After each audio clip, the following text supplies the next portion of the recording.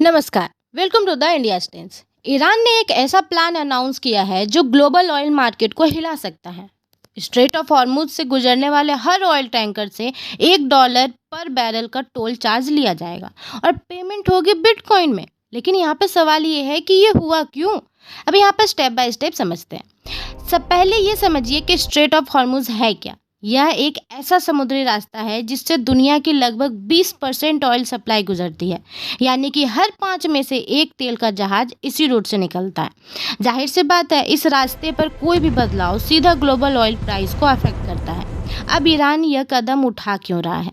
Simple logic ये है, यह डिसीजन एक टेम्पररी केस फायर पीरियड के बाद आया है। ईरान का कहना है कि वह यह सुनिश्चित करना चाहता है कि इस दौरान कोई भी टैंकर वेपन्स या इल्लीगल कार्गो ट्रांसपोर्ट ना करे। इसलिए टैंकर ओनर्स को अपने कार्गो की पूरी डिटेल्स ईरानियन अथॉरिटीज़ को देनी होगी। यानी कि यह सिर्फ पैसों का मामला नहीं है, यह एक मॉनिटरिंग मशीन भी है। अब यहाँ पर एक बात नोट करने वाली है, बिटकॉइन में पेमेंट क्यों?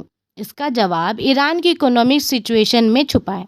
ईरान पर काफ़ी इंटरनेशनल सैंक्शन लगे हुए हैं। ट्रेडिशनल बैंकिंग सिस्टम यानी स्विफ्ट जैसे चैनल्स ईरान के लिए प्रैक्टिकली बंद है। तो बिटकॉइन जैसे डिसेंट्रलाइज्ड सिस्टम यूज़ करके ईरान इन्हीं रेस्ट्रिक्शन को बाईपास करने की कोशिश कर रहा है। यह कोई इंसिडेंस नहीं है, यह एक कैलकुलेटेड फाइनेंशियल मूव है।